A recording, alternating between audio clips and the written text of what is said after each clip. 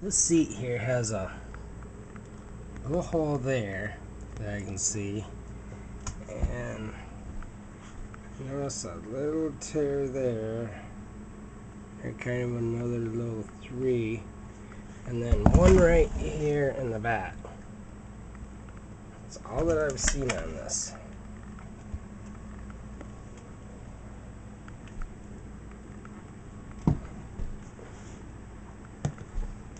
I mean, relatively though, the seats are in pretty decent shape.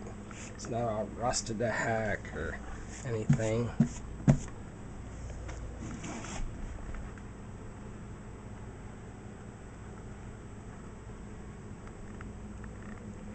Obviously, this was on a Boland's, but obviously it went to a white lawnmower.